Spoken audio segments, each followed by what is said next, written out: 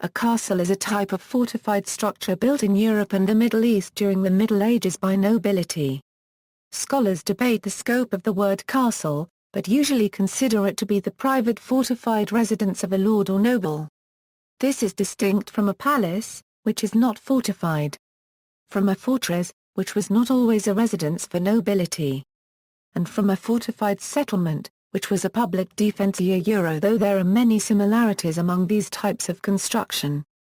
Usage of the term has varied over time and has been applied to structures as diverse as hill forts and country houses.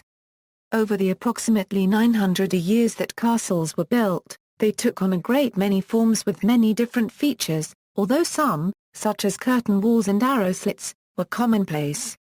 A European innovation, castles originated in the 9th and 10th centuries, after the fall of the Carolingian Empire resulted in its territory being divided among individual lords and princes. These nobles built castles to control the area immediately surrounding them, and were both offensive and defensive structures. They provided a base from which raids could be launched as well as protection from enemies. Although their military origins are often emphasized in castle studies, the structures also served as centers of administration and symbols of power. Urban castles were used to control the local populace and important travel routes, and rural castles were often situated near features that were integral to life in the community, such as mills and fertile land. Many castles were originally built from earth and timber, but had their defenses replaced later by stone. Early castles often exploited natural defenses, and lacked features such as towers and arrowslits and relied on a central keep. In the late 12th and early 13th centuries, a scientific approach to castle defense emerged. This led to the proliferation of towers, with an emphasis on flanking fire. Many new castles were polygonal or relied on concentric defences, several stages of defense within each other that could all function at the same time to maximize the castle's firepower. These changes in defense have been attributed to a mixture of castle technology from the Crusades, such as concentric fortification, and inspiration from earlier defenses such as Roman forts.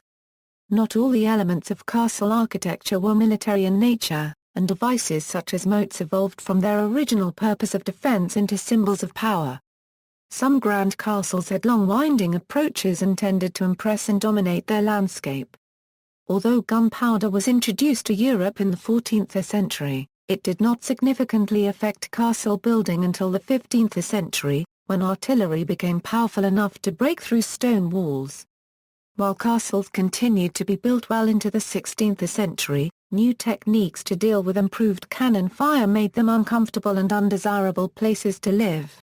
As a result, true castles went into decline and were replaced by artillery forts with no role in civil administration, and country houses that were indefensible. From the 18th century onwards, there was a renewed interest in castles with the construction of mock castles, part of a romantic revival of Gothic architecture, but they had no military purpose. Definition. Etymology.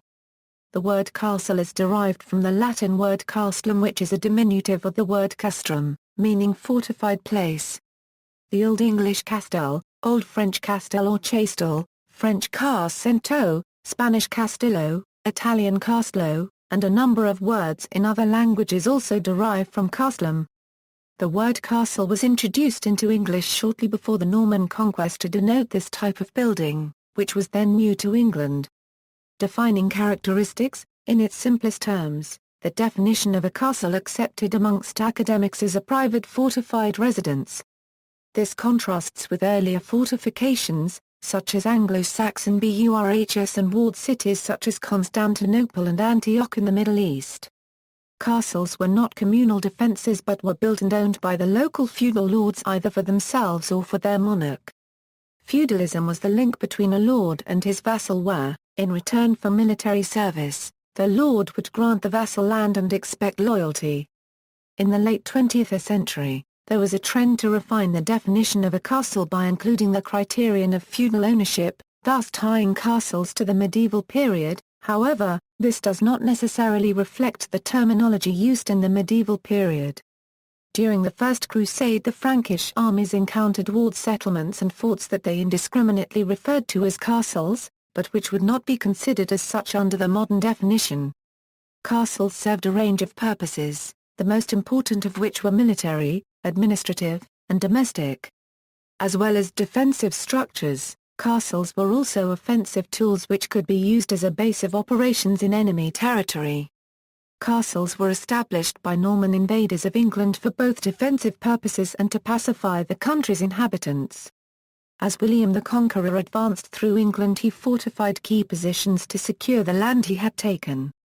Between 1066 and 1087 he established 36 castles such as Warwick Castle, which he used to guard against rebellion in the English Midlands. Towards the end of the Middle Ages, castles tended to lose their military significance due to the advent of powerful cannons and permanent artillery fortifications. As a result, castles became more important as residences and statements of power. A castle could act as a stronghold and prison, but was also a place where a knight or lord could entertain his peers. Over time the aesthetics of the design became more important, as the castle's appearance and size began to reflect the prestige and power of its occupant. Comfortable homes were often fashioned within their fortified walls. Although castles still provided protection from low levels of violence in later periods, eventually they were succeeded by country houses as high-status residences. Terminology: castle is sometimes used as a catch-all term for all kinds of fortifications, and as a result has been misapplied in the technical sense. An example of this is Maiden Castle, which, despite the name, is an Iron Age hill fort, which had a very different origin and purpose. Although castle has not become a generic term for a manor house, many manor houses contain castle in their name while having few if any of the architectural characteristics, usually as their owners liked to maintain a link to the past and felt the term castle was a masculine expression of their power. In scholarship, the castle, as defined above, is generally accepted as a coherent concept, originating in Europe and later spreading to parts of the Middle East, where they were introduced by European Crusaders. This coherent group shared a common origin, dealt with a particular mode of warfare, and exchanged influences. In different areas of the world, analogous structures shared features of fortification and other defining characteristics associated with the concept of a castle, though they originated in different periods and circumstances and experienced differing evolutions and influences. For example, Shiro in Japan, described as castles by historian Stephen Turnbull, underwent a completely different developmental history, were built in a completely different way and were designed to withstand attacks of a completely different nature. While European castles built from the late 12th and early 13th century onwards were generally stone, Shiro were predominantly timber buildings into the 16th century. By the time Japanese and European cultures met in the late 16th century, fortification in Europe had moved beyond castles and relied on innovations such as the Italian trace Italienne and star forts. Forts in India present a similar case. When they were encountered by the British in the 17th century, castles in Europe had generally fallen out of use militarily. Like Shiro, the Indian forts, Durga or Durg in Sanskrit, shared features with castles in Europe, such as acting as a domicile for a lord as well as being fortifications. They too developed differently from the structures known as castles that had their origins in Europe. Common features: moat. A moat was an earthen mound with a flat top. It was often artificial, although sometimes it incorporated a pre-existing feature of the landscape. The excavation of earth to make the mound left a ditch around the moat, called a moat. Moat and moat derive from the same Old French word, indicating that the features were originally associated and depended on each other for their construction. Although the moat is commonly associated with the bailey to form a motte and bailey castle, this was not always the case, and there are instances where a motte existed on its own. Motte refers to the mound alone, but it was often surmounted by a fortified structure, such as a keep, and the flat top would be surrounded by a palisade. It was common for the motte to be reached over a flying bridge, as shown in the Bailly Tapestry's depiction of Car Cento de Dinan. Sometimes a motte covered an older castle or hall, whose rooms became underground storage areas and prisons beneath a new keep. Bailey and enceinte. A bailey, also called a ward, was a fortified enclosure. It was a common feature of castles, and most had at least one. The keep on top of the moat was the domicile of the lord in charge of the castle and a bastion of last defence, while the bailey was the home of the rest of the lord's household and gave them protection. The barracks for the garrison, stables, workshops, and storage facilities were often found in the bailey. Water was supplied by a well or cistern. Over time the focus of high-status accommodation shifted from the keep to the bailey. This resulted in the creation of another bailey that separated the high-status buildings such as the Lord's Chambers and the Chapel from the everyday structures such as the workshops and barracks. From the late 12th century there was a trend for knights to move out of the small houses they had previously occupied within the bailey to live in fortified houses in the countryside. Although often associated with the modern bailey type of castle, baileys could also be found as independent defensive structures. These simple fortifications were called ringworks. The enceinte was the castle's main defensive enclosure, and the terms bailey and enceinte are linked. A castle could have several baileys but only one enceinte. Castles with no keep, which relied on their outer defences for protection, are sometimes called enceinte castles. These were the earliest form of castles, before the keep was introduced in the 10th century. Keep. A keep was a great tower and usually the most strongly defended point of a castle before the introduction of concentric defence. Keep was not a term used in the medieval period. The term was applied from the 16th century onwards. Instead dungeon was used to refer to great towers, or turris in Latin. In modern bailey castles, the keep was on top of the moat. Dungeon is a corrupted form of dungeon, and means a dark, unwelcoming prison. Although often the strongest part of a castle and a last place of refuge if the outer defences fell, the keep was not left empty in case of attack but was used as a residence by the lord who owned the castle, or his guests or representatives. At first this was usual only in England, when after the Norman conquest of 1066 the conquerors lived for a long time in a constant state of alert.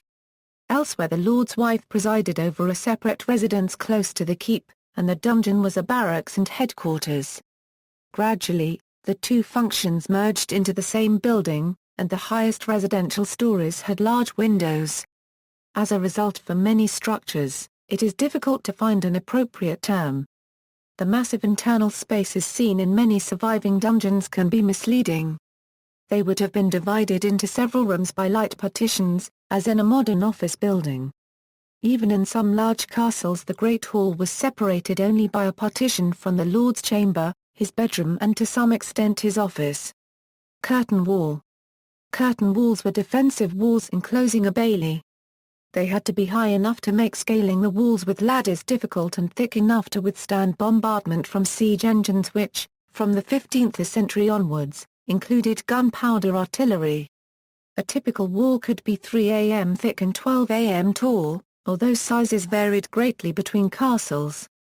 To protect them from undermining, curtain walls were sometimes given a stone skirt around their bases. Walkways along the tops of the curtain walls allowed defenders to rain missiles on enemies below, and battlements gave them further protection. Curtain walls were studded with towers to allow enfilading fire along the wall. Arrowslits in the walls did not become common in Europe until the 13th century, for fear that they might compromise the wall's strength. Gatehouse. The entrance was often the weakest part in a circuit of defences. To overcome this, the gatehouse was developed, allowing those inside the castle to control the flow of traffic. In earth and timber castles, the gateway was usually the first feature to be rebuilt in stone. The front of the gateway was a blind spot, and to overcome this, projecting towers were added on each side of the gate in a style similar to that developed by the Romans. The gatehouse contained a series of defences to make a direct assault more difficult than battering down a simple gate. Typically, there were one or more portcullis, a wooden grille reinforced with metal to block a passage, and arrow slits to allow defenders to arrow the enemy. The passage through the gatehouse was lengthened to increase the amount of time an assailant had to spend under fire in a confined space and unable to retaliate. It is a popular myth that so-called murder holes openings in the ceiling of the gateway passage were used to pour boiling oil or molten lead on attackers. The price of oil and lead and the distance of the gatehouse from fires meant that this was impractical. They were most likely used to drop objects on attackers, or to allow water to be poured on fires to extinguish them. Provision was made in the upper story of the gatehouse for accommodations so the gate was never left undefended, although this arrangement later evolved to become more comfortable at the expense of defense. During the 13th and 14th centuries the Barbican was developed. This consisted of a rampart, ditch, and possibly a tower, in front of the gatehouse which could be used to further protect the entrance. The purpose of a barbican was not just to provide another line of defense but also to dictate the only approach to the gate. Moat. A moat was a defensive ditch with steep sides, and could be either dry or filled with water. Its purpose was twofold: to stop devices such as siege towers from reaching the curtain wall and to prevent the walls from being undermined. Water moats were found in low-lying areas and were usually crossed by a drawbridge, although these were often replaced by stone bridges. Fortified islands could be added to the moat, adding another layer of defense. Water defenses, such as moats or natural lakes, had the benefit of dictating the enemy's approach to the castle. The site of the 13th century Caerphilly Castle in Wales covers over 30 acres and the water defences, created by flooding the valley to the south of the castle, are some of the largest in Western Europe. Other features: battlements were most often found surmounting curtain walls in the tops of gatehouses, and comprise several elements: crenellations, hoardings, Mckee Collations, and loopholes. Crenellation is the collective name for alternating crenelles and mullions, gaps and solid blocks on top of a wall.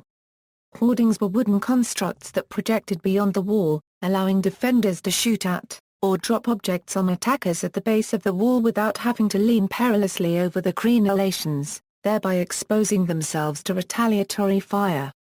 Mckee Collations were stone projections on top of a wall with openings that allowed objects to be dropped on an enemy at the base of the wall in a similar fashion to hoardings. Arrowslits, also commonly called loopholes, were narrow vertical openings in defensive walls which allowed arrows or crossbow bolts to be fired on attackers. The narrow slits were intended to protect the defender by providing a very small target, but the size of the opening could also impede the defender if it was too small.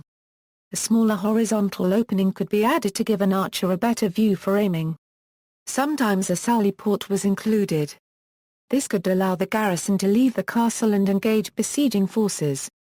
It was usual for the latrines to empty down the external walls of a castle and into the surrounding ditch.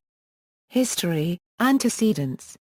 According to historian Charles Coulson, the accumulation of wealth and resources, such as food, led to the need for defensive structures.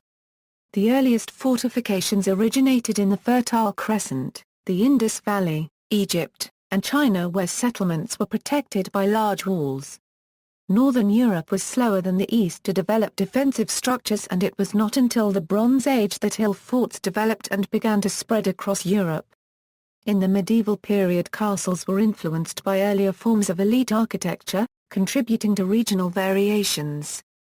Importantly, while castles had military aspects, they contained a recognizable household structure within their walls, reflecting the multifunctional use of these buildings. Origins. The subject of the emergence of castles is a complex matter which has led to considerable debate.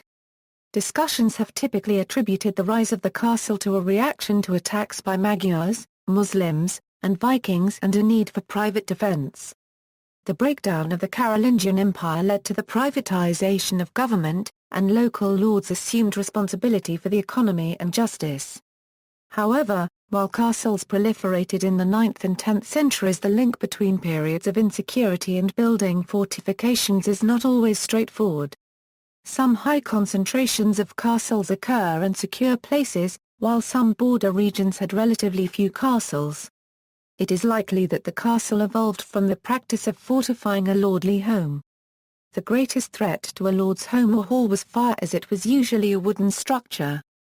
To protect against this, and keep other threats at bay, there were several courses of action available: create encircling earthworks to keep an enemy at a distance, build the hall in stone, or raise it up on an artificial mound, known as a moat, to present an obstacle to attackers. while the concept of ditches, ramparts, and stone walls as defensive measures is ancient, raising a moat is a medieval innovation. A bank and ditch enclosure was a simple form of defense, and when found without an associated moat is called a ringwork. When the site was in use for a prolonged period, it was sometimes replaced by a more complex structure or enhanced by the addition of a stone curtain wall.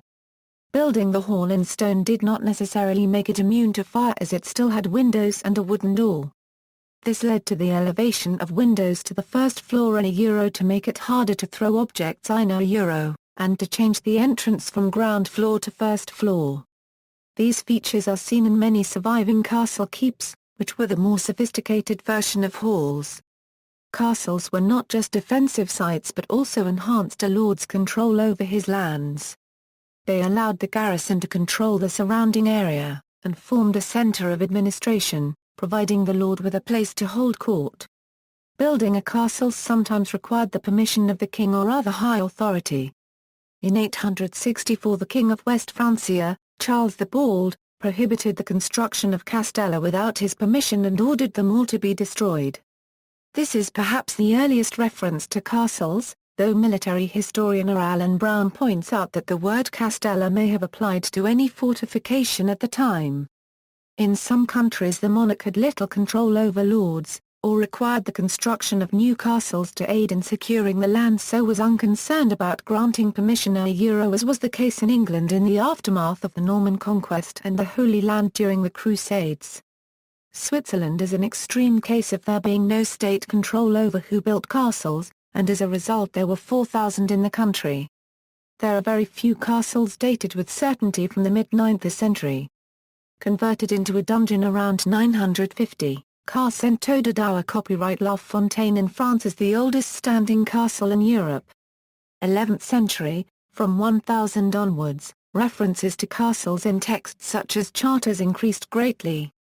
Historians have interpreted this as evidence of a sudden increase in the number of castles in Europe around this time. This has been supported by archaeological investigation which has dated the construction of castle sites through the examination of ceramics. The increase in Italy began in the 950s, with numbers of castles increasing by a factor of 3 to 5 every 50 years, whereas in other parts of Europe such as France and Spain the growth was slower. In 950 Provence was home to 12 castles, by 1000 this figure had risen to 30, and by 1030 it was over 100. Although the increase was slower in Spain, the 1020s saw a particular growth in the number of castles in the region, particularly in contested border areas between Christian and Muslim. Despite the common period in which castles rose to prominence in Europe, their form and design varied from region to region.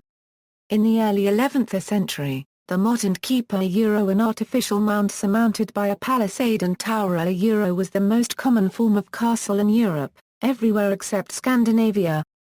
While Britain, France, and Italy shared a tradition of timber construction that was continued in castle architecture, Spain more commonly used stone or mud brick as the main building material. The Muslim invasion of the Iberian Peninsula in the 8th century introduced a style of building developed in North Africa reliant on tapial, pebbles in cement, where timber was in short supply. Although stone construction would later become common elsewhere, from the 11th century onwards it was the primary building material for Christian castles in Spain, while at the same time timber was still the dominant building material in northwest Europe.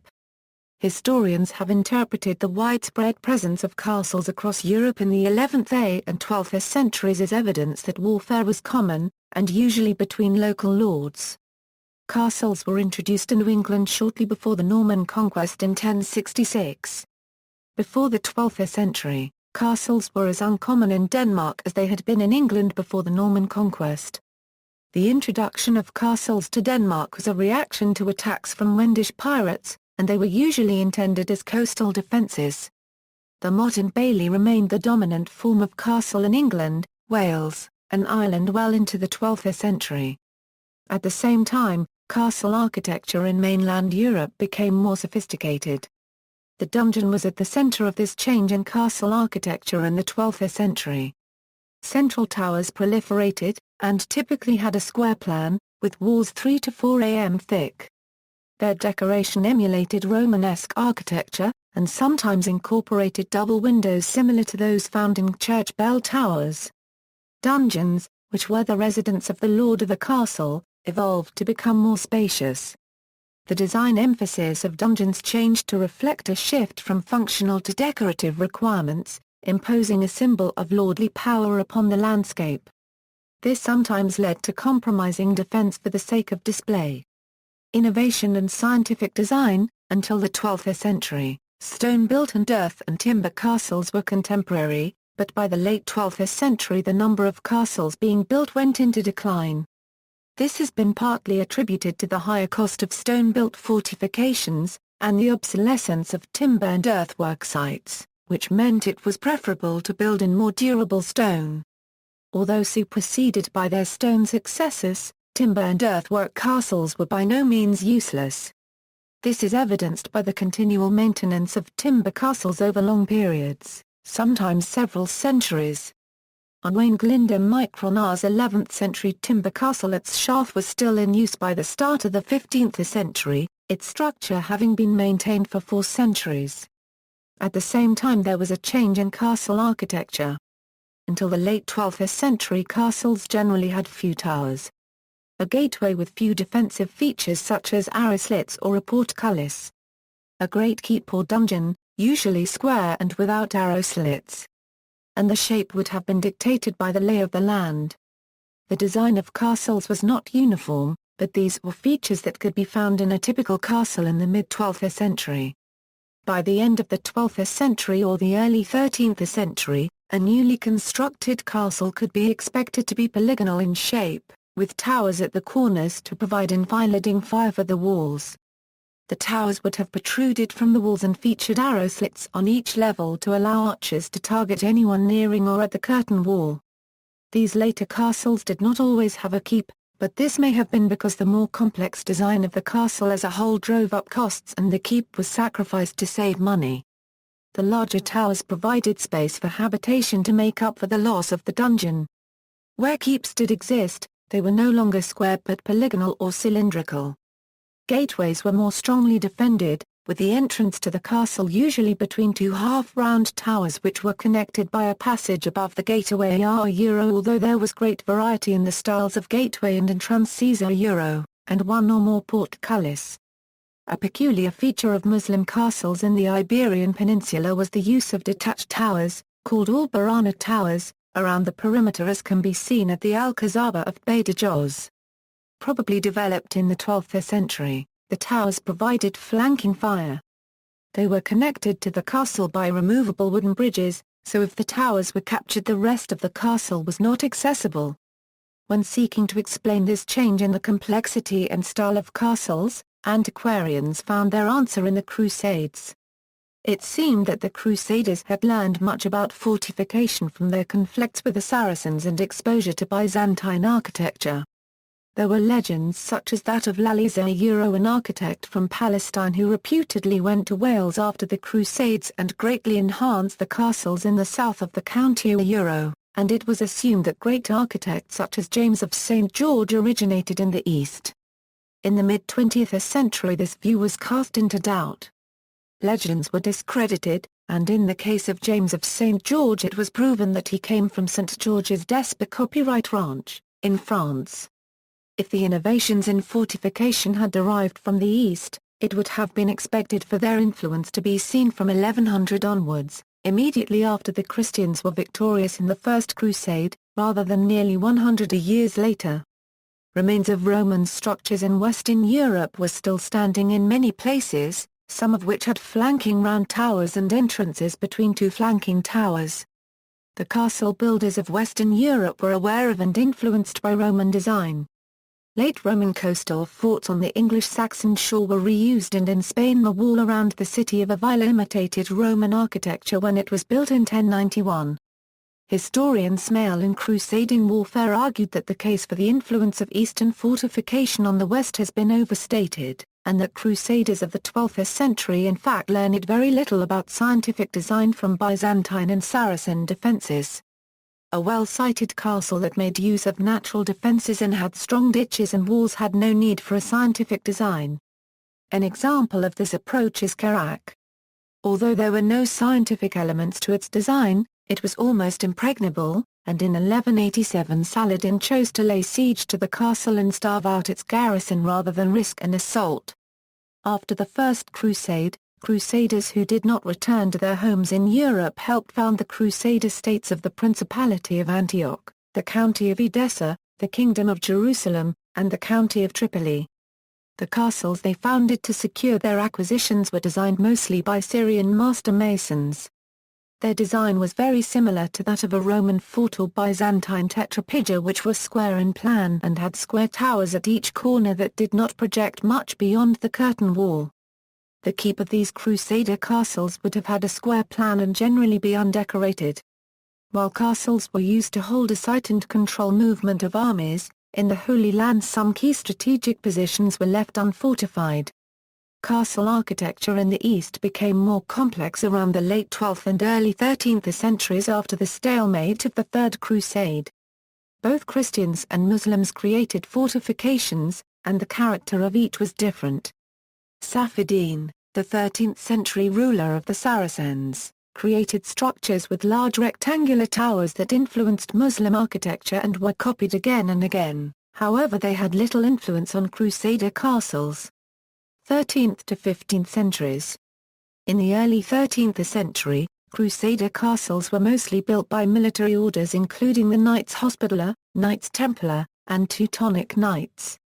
The orders were responsible for the foundation of sites such as Crac des Chevaliers, Margat, and Beauvoir. Design varied not just between orders, but between individual castles, though it was common for those founded in this period to have concentric defences. The concept, which originated in castles such as Crac des Chevaliers, was to remove the reliance on a central strongpoint and to emphasize the defense of the curtain walls. There would be multiple rings of defensive walls, one inside the other, with the inner ring rising above the outer so that its field of fire was not completely obscured. If assailants made it past the first line of defense they would be caught in the killing ground between the inner and outer walls and have to assault the second wall. Concentric castles were widely copied across Europe, for instance when Edward I of England who had himself been on Crusader built castles in Wales in the late 13th century. 4 of the 8 he founded had a concentric design. Not all the features of the Crusader castles from the 13th century were emulated in Europe. For instance, it was common in Crusader castles to have the main gate in the side of a tower and for there to be 2 turns in the passageway, lengthening the time it took for someone to reach the outer enclosure. It is rare for this bent entrance to be found in Europe. One of the effects of the Livonian Crusade in the Baltic was the introduction of stone and brick fortifications. Although there were hundreds of wooden castles in Prussia and Livonia, the use of bricks and mortar was unknown in the region before the Crusaders. Until the 13th century and start of the 14th centuries, their design was heterogeneous. However, this period saw the emergence of a standard plan in the region, a square plan, with 4 wings around a central courtyard. It was common for castles in the east to have arrowslits in the curtain wall at multiple levels. Contemporary builders in Europe were wary of this as they believed it weakened the wall. Arrowslits did not compromise the wall's strength, but it was not until Edward I's program of castle building that they were widely adopted in Europe. The Crusades also led to the introduction of Mckee Collations into Western architecture. Until the 13th century, the tops of towers had been surrounded by wooden galleries, allowing defenders to drop objects on assailants below. Although Mckee Collations performed the same purpose as the wooden galleries, they were probably an Eastern invention rather than an evolution of the wooden form. Mckee Collations were used in the East long before the arrival of the Crusaders, and perhaps as early as the first half of the 8th century in Syria. The greatest period of castle building in Spain was in the 11th to 13th centuries, and they were most commonly found in the disputed borders between Christian and Muslim lands. Conflict and interaction between the two groups led to an exchange of architectural ideas, and Spanish Christians adopted the use of detached towers. The Spanish Reconquista, driving the Muslims out of the Iberian Peninsula, was complete in 1492.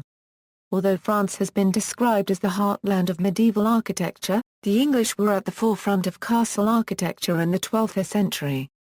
French historian Francis Section Jebelin wrote, "The Great Revival in military architecture was led, as one would naturally expect, by the powerful kings and princes of the time. By the sons of William the Conqueror and their descendants, the Plantagenets, when they became Dukes of Normandy. These were the men who built all the most typical 12th-century fortified castles remaining today." Despite this, by the beginning of the 15th century, the rate of castle construction in England and Wales went into decline. The new castles were generally of a lighter build than earlier structures and presented few innovations, although strong sites were still created such as that of Raglan in Wales. At the same time, French castle architecture came to the fore and led the way in the field of medieval fortifications. Across Europe, particularly the Baltic, Germany, and Scotland, Euro castles were built well into the 16th century. Advent of gunpowder. Artillery powered by gunpowder was introduced to Europe in the 1320s and spread quickly. Handguns, which were initially unpredictable and inaccurate weapons, were not recorded until the 1380s. Castles were adapted to allow small artillery pieces Euro averaging between 19.6 and 22 Euro to fire from towers. These guns were too heavy for a man to carry and fire, but if he supported the butt end and rested the muzzle on the edge of the gun port he could fire the weapon. The gun ports developed in this period show a unique feature, that of a horizontal timber across the opening. A hook on the end of the gun could be latched over the timber so the gunner did not have to take the full recoil of the weapon. This adaptation is found across Europe, and although the timber rarely survives, there is an intact example at Castle Dornenburg in the Netherlands. Gun ports were keyhole-shaped, with a circular hole at the bottom for the weapon and a narrow slit on top to allow the gunner to aim. This form is very common in castles adapted for guns, found in Egypt, Italy, Scotland, and Spain, and elsewhere in between. Other types of port, though less common, were horizontal slits Euro allowing only lateral movement Euro, and large square openings, which allowed greater movement. The use of guns for defense gave rise to artillery castles, such as that of Concentric Defences in France. Defenses against guns were not developed until a later stage. Ham is an example of the trend for new castles to dispense with earlier features such as Mckee Collations, tall towers, and crenellations. Bigger guns were developed, and in the 15th century became an alternative to siege engines such as the trebuchet. The benefits of large guns over trebuchets Euro. The most effective siege engine of the Middle Ages before the advent of gunpowder Euro were those of a greater range and power. In an effort to make them more effective, guns were made ever bigger, although this hampered their ability to reach remote castles. By the 1450s guns were the preferred siege weapon, and their effectiveness was demonstrated by Mehmed II at the fall of Constantinople. The response towards more effective cannons was to build thicker walls and to prefer round towers, as the curving sides were more likely to deflect a shot than a flat surface. While this sufficed for new castles, pre-existing structures had to find a way to cope with being battered by cannon. An earthen bank could be piled behind a castle's curtain wall to absorb some of the shock of impact. Often, castles constructed before the age of gunpowder were incapable of using guns as their wall walks were too narrow.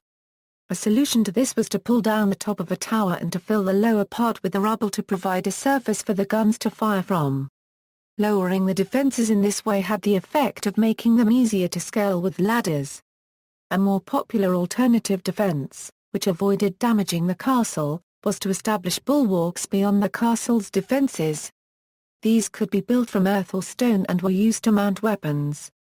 Bastions and style forts. Around 1500, the innovation of the angled bastion was developed in Italy.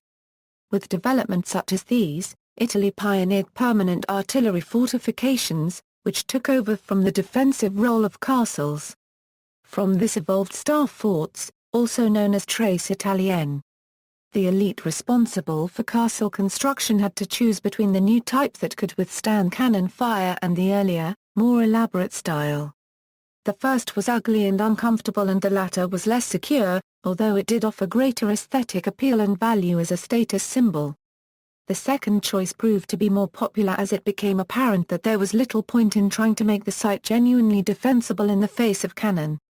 For a variety of reasons, not least of which is that many castles have no recorded history, there is no firm number of castles built in the medieval period.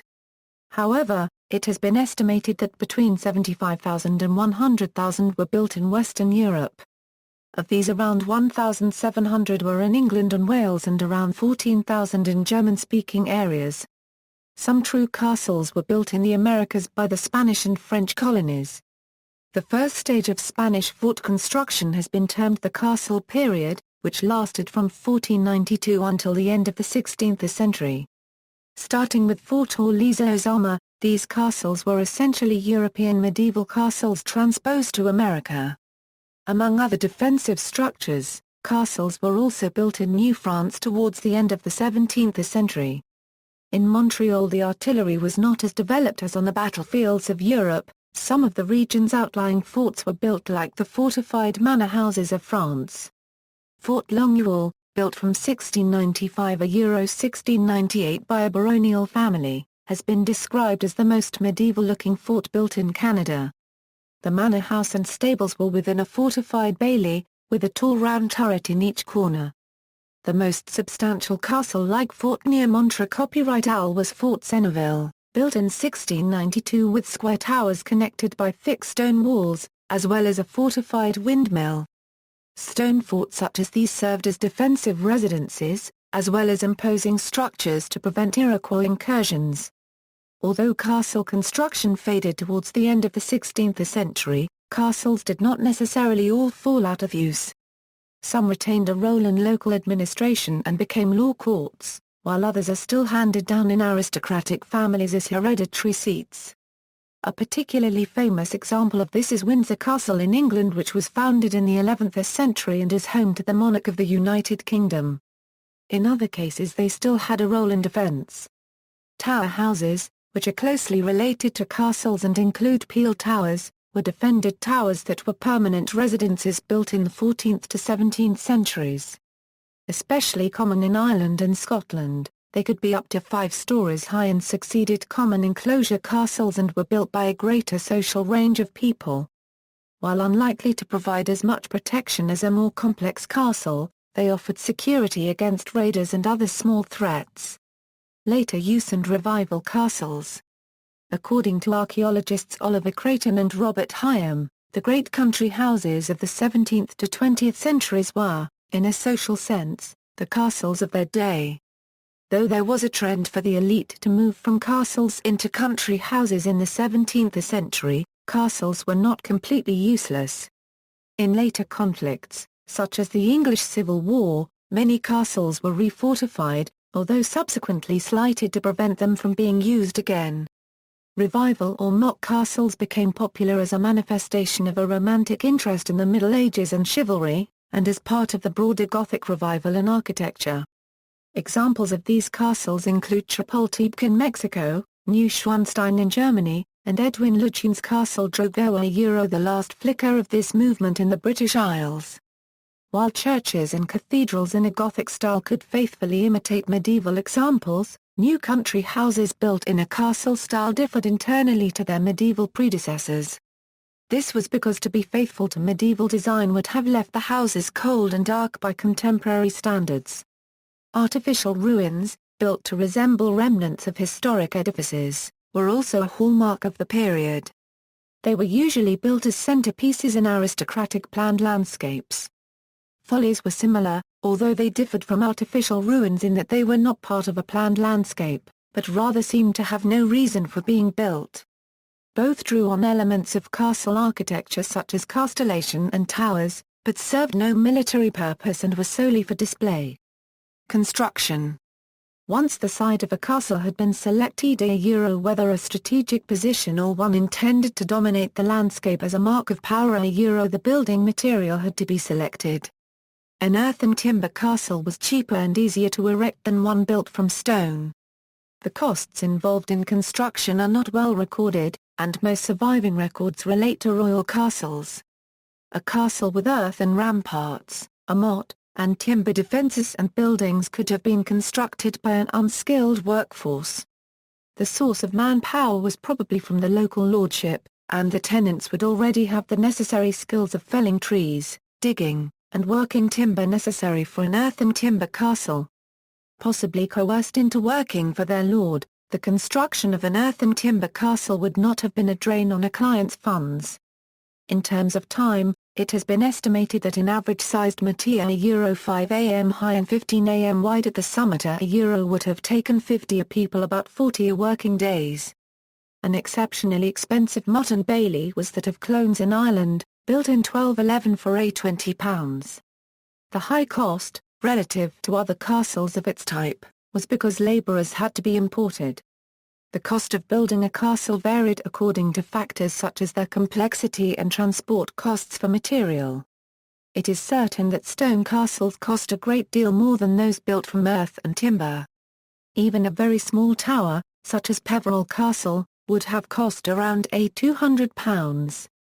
In the middle were castles such as Orford, which was built in the late 12th century for £1,400, and at the upper end were those such as Dover, which cost about £7,000 between 1181 and 1191. Spending on the scale of the vast castles such as Castellum was easily supported by the crown, but for lords of smaller areas, castle building was a very serious and costly undertaking. It was usual for a stone castle to take the best part of a decade to finish. The cost of a large castle built over this time would take the income from several manors, severely impacting a lord's finances. Costs in the late 13th century were of a similar order, with castles such as Beaumaris and Rutland costing £14,500 and £9,000 respectively. Edward I's campaign of castle building in Wales cost £80,000 between 1277 and 1304, and £95,000 between 1277 and 1329. Renowned designer Master James of St. George, responsible for the construction of Beaumaris, explained the cost. In case you should wonder where so much money could go in a week, we would have you know that we have needed €1, and shall continue to need 400 masons, both cutters and layers, together with 2,000 less skilled workmen, 100 carts, 60 wagons and 30 boats bringing stone and sea coal. 200 quarrymen, 30 smiths, and carpenters for putting in the joists and floorboards and other necessary jobs. All this takes no account of the garrison, nor of purchases of material, of which there will have to be a great quantity. The men's pay has been and still is very much in arrears, and we are having the greatest difficulty in keeping them because they have simply nothing to live on. Not only were stone castles expensive to build in the first place, but their maintenance was a constant drain. They contained a lot of timber, which was often unseasoned and as a result needed careful upkeep. For example, it is documented that in the late 12th century repairs at castles such as Exeter and Gloucester cost between £20 and £50 annually. Medieval machines and inventions, such as the treadwheel crane, became indispensable during construction, and techniques of building wooden scaffolding were improved upon from antiquity. When building in stone, a prominent concern of medieval builders was to have quarries close at hand. There are examples of some castles where stone was quarried on site, such as Chinon, Carcento de Coucy and Carcento Gaillard.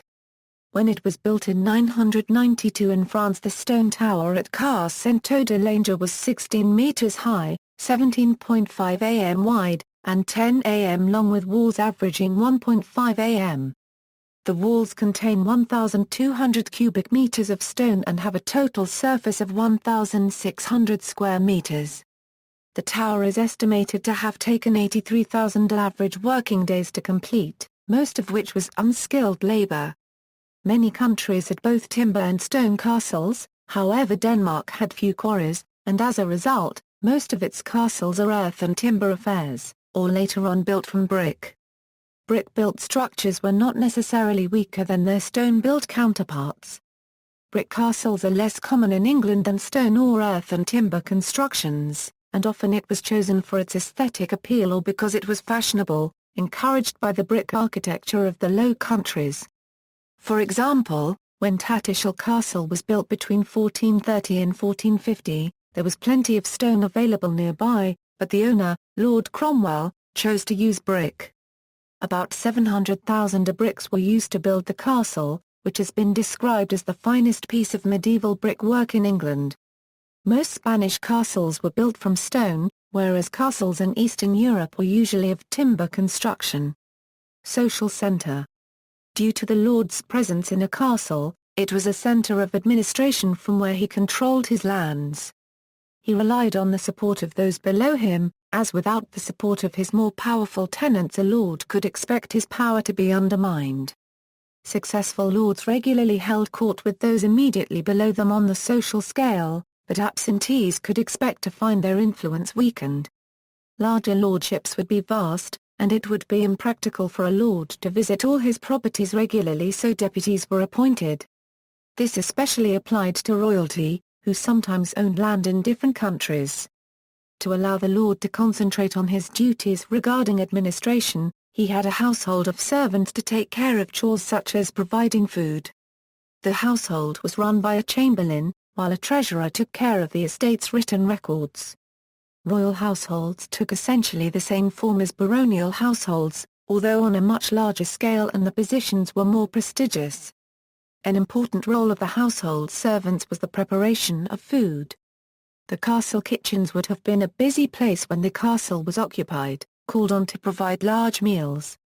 Without the presence of a lord's household, usually because he was staying elsewhere, a castle would have been a quiet place with few residents, focused on maintaining the castle. As social centres, castles were important places for display. Builders took the opportunity to draw on symbolism, through the use of motifs, to evoke a sense of chivalry that was aspired to in the Middle Ages amongst the elite. Later structures of the Romantic Revival would draw on elements of castle architecture such as battlements for the same purpose. Castles have been compared with cathedrals as objects of architectural pride, and some castles incorporated gardens as ornamental features. The right to crenellate, when granted by a monarch, though it was not always necessary, was important not just as it allowed a lord to defend his property, but because crenellations and other accoutrements associated with castles were prestigious through their use by the elite. Licenses to crenellate were also proof of a relationship with or favour from the monarch, who was the one responsible for granting permission. Courtly love was the eroticization of love between the nobility. Emphasis was placed on restraint between lovers. Though sometimes expressed through chivalric events such as tournaments, where knights would fight wearing a token from their lady, it could also be private and conducted in secret. The legend of Tristan and Iseult is one example of stories of courtly love told in the Middle Ages. It was an ideal of love between two people not married to each other, although the man might be married to someone else. It was not uncommon or ignoble for a lord to be adulterouser. Henry I of England had over 20 bastards for instance but for a lady to be promiscuous was seen as dishonourable. The purpose of marriage between the medieval elites was to secure land. Girls were married in their teens, but boys did not marry until they came of age. There is a popular conception that women played a peripheral role in the medieval castle household, and that it was dominated by the lord himself. This derives from the image of the castle as a martial institution, but most castles in England, France, Ireland, and Scotland were never involved in conflicts or sieges, so the domestic life is a neglected facet. The lady was given a marriage portion of her husband's estates, usually about a third, which was hers for life, and her husband would inherit on her death. It was her duty to administer them directly, as the lord administered his own land. Despite generally being excluded from military service, a woman could be in charge of a castle either on behalf of her husband or if she was widowed. Because of their influence within the medieval household, women influenced construction and design, sometimes through direct patronage. Historian Charles Coulson emphasizes the role of women in applying a refined aristocratic taste to castles due to their long-term residence. Location and landscape. The positioning of castles was influenced by the available terrain. Whereas hill castles such as Marksburg were common in Germany, where 66% of all known medieval were highland area while 34% were on low-lying land, they formed a minority of sites in England. Because of the range of functions they had to fulfill, castles were built in a variety of locations. Multiple factors were considered when choosing a site, balancing between the need for a defendable position with other considerations such as proximity to resources. For instance, many castles are located near Roman roads, which remained important transport routes in the Middle Ages, or could lead to the alteration or creation of new road systems in the area. Where available, it was common to exploit pre-existing defences such as building with a Roman fort or the ramparts of an Iron Age hill fort. A prominent site that overlooked the surrounding area and offered some natural defences may also have been chosen because its visibility made it a symbol of power. Urban castles were particularly important in controlling centres of population and production, especially with an invading force. For instance, in the aftermath of the Norman conquest of England in the 11th century, the majority of royal castles were built in or near towns. As castles were not simply military buildings but centres of administration and symbols of power, they had a significant impact on the landscape around them. Rural castles were often associated with mills and field systems due to their role in managing the lord's estate, which gave them greater influence over resources. Others were adjacent to or in royal forests or deer parks and were important in their upkeep. Fish ponds were a luxury of the lordly elite, and many were found next to castles. Not only were they practical in that they ensured a water supply and fresh fish, but they were a status symbol as they were expensive to build and maintain. Although sometimes the construction of a castle led to the destruction of a village, such as at Eton-sur-Conn in England, it was more common for the villages nearby to have grown as a result of the presence of a castle. Sometimes planned towns or villages were created around a castle. The benefits of castle building on settlements was not confined to Europe. When the 13th century Safford Castle was founded in Galilee in the Holy Land, the 260 villages benefited from the inhabitants' newfound ability to move freely. When built, a castle could result in the restructuring of the local landscape, with roads moved for the convenience of the lord. Settlements could also grow naturally around a castle, rather than being planned, due to the benefits of proximity to an economic centre in a rural landscape and the safety given by the defences. Not all such settlements survived, as once the castle lost its importance perhaps succeeded by a manor house as the centre of administration the benefits of living next to a castle vanished and the settlement depopulated. During and shortly after the Norman conquest of England, castles were inserted into important pre-existing towns to control and subdue the populace. They were usually located near any existing town defences, such as Roman walls, although this sometimes resulted in the demolition of structures occupying the desired site. In Lincoln, 166 houses were destroyed to clear space for the castle, and in York agricultural land was flooded to create a moat for the castle. As the military importance of urban castles waned from their early origins, they became more important as centres of administration, and their financial and judicial roles. When the Normans invaded Ireland, Scotland, and Wales in the 11th and 12th centuries, settlement in those countries was predominantly non-urban, and the foundation of towns was often linked with the creation of a castle. The location of castles in relation to high-status features, such as fish ponds, was a statement of power and control of resources. Also often found near a castle, sometimes within its defences, was the parish church. This signified a close relationship between feudal lords and a church, one of the most important institutions of medieval society. Even elements of castle architecture that have usually been interpreted as military could be used for display. The water features of Kenilworth Castle in England comprising a moat and several satellite ponds forced anyone approaching the castle entrance to take a very indirect route, walking around the defences before the final approach towards the gateway. Another example is that of the 14th century Bodiam Castle, also in England. Although it appears to be a state-of-the-art, advanced castle, it is in a site of little strategic importance, and the moat was shallow and more likely intended to make the site appear impressive than as a defence against mining. The approach was long and took the viewer around the castle, ensuring they got a good look before entering. Moreover, the gun ports were impractical and unlikely to have been effective. Warfare. As a static structure, castles could often be avoided. Their immediate area of influence was about 400 meters and their weapons had a short range even early in the age of artillery. However, leaving an enemy behind would allow them to interfere with communications and make raids. Garrisons were expensive and as a result often small unless the castle was important. Cost also meant that in peacetime garrisons were smaller, and small castles were manned by perhaps a couple of watchmen and gate guards. Even in war, garrisons were not necessarily large as too many people in a defending force would strain supplies and impair the castle's ability to withstand a long siege.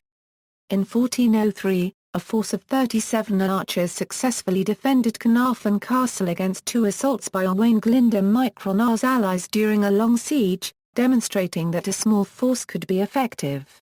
Early on, manning a castle was a feudal duty of vassals to their magnates, and magnates to their kings, however this was later replaced with paid forces. A garrison was usually commanded by a constable whose peacetime role would have been looking after the castle in the owner's absence. Under him would have been knights who by benefit of their military training would have acted as a type of officer class. Below them were archers and bowmen, whose role was to prevent the enemy reaching the walls as can be seen by the positioning of arrowslits. If it was necessary to seize control of a castle, an army could either launch an assault or lay siege. It was more efficient to starve the garrison out than to assault it, particularly for the most heavily defended sites. Without relief from an external source, the defenders would eventually submit. Sieges could last weeks, months, and in rare cases years if the supplies of food and water were plentiful. A long siege could slow down the army, allowing help to come or for the enemy to prepare a larger force for later. Such an approach was not confined to castles, but was also applied to the fortified towns of the day. On occasion, siege castles would be built to defend the besiegers from a sudden sally and would have been abandoned after the siege ended one way or another. If forced to assault a castle, there were many options available to the attackers.